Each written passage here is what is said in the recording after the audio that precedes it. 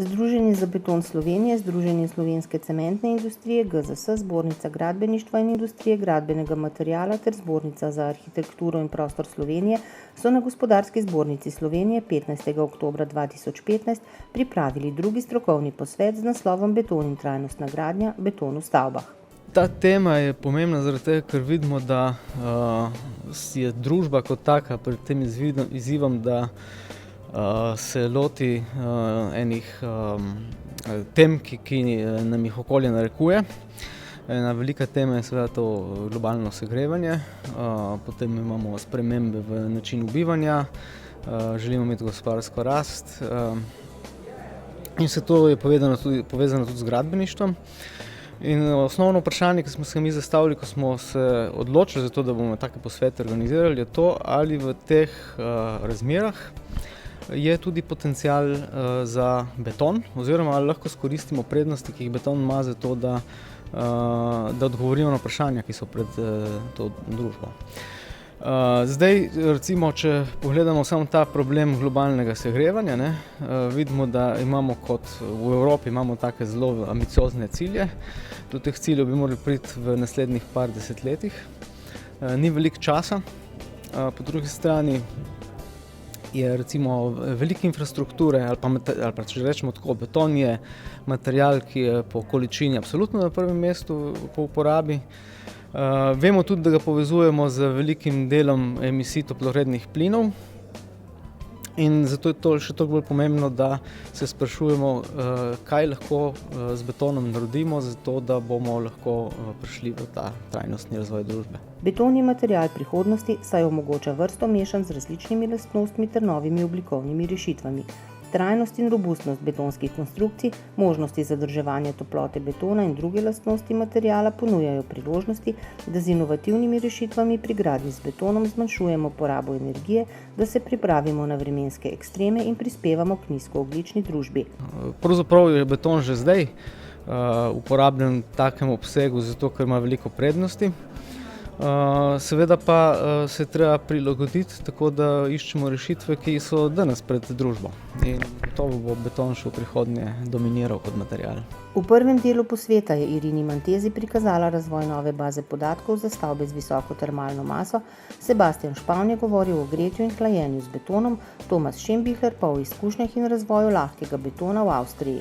Concrete has a big influence on the sustainable construction sites because concrete is there already. Concrete is in the construction, in the ceilings, in many buildings. Therefore it was wise to think about using concrete as heating and cooling instrument and using the properties of concrete to store energy. And this is important because, as you know, the power grids are getting more and more unstable because we are getting more electricity from wind energy, from the sun, solar energy. And so we need storage capacity in the power grids. And concrete has this good function to have a high thermal mass, a high thermal conductivity, and we can very cheap store this electric energy, transform it to heat and storage in the concrete structures. This is a very cheap storage for energy. V drugem delu je Kristof Dünser predstavil prefabricirane hibridne leseno-betonske konstrukcije, Matej Pelhan izvedbo fasade vrtca v Ajdovščini iz tekstilno-armiranega betona, magister Tadej Glažar pa je spregovoril o tem, kako je živeti v betonski hiši oziroma stanovanju. Wood hybrid concrete constructions are very important for the wooden industry to reach higher densities. It was a door opener for getting permissions up to now in Vienna 24 stories, which is quite a mass. And the advantage is you use the advantage of both materials. High insulating material, high sustainable material, and high load capacity and high thermal performance of the concrete.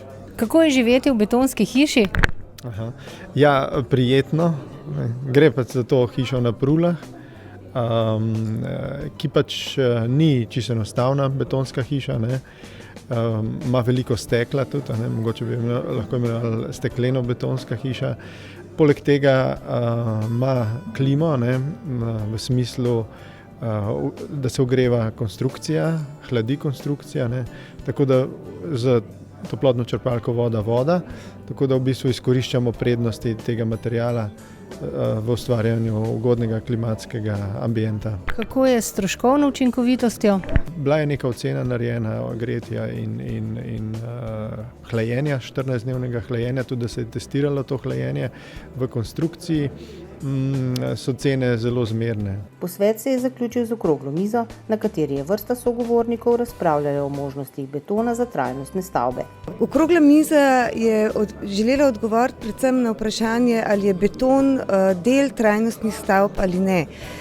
Spraševanje o tem, ali potrebujemo strategijo trajnostne gradnje, ali potrebujemo merljive kriterije, kako vzpostaviti in meriti trajnostno gradnjo, se je izkazalo, da večina govorcev, tako na konferenci kot na okrogli mizi,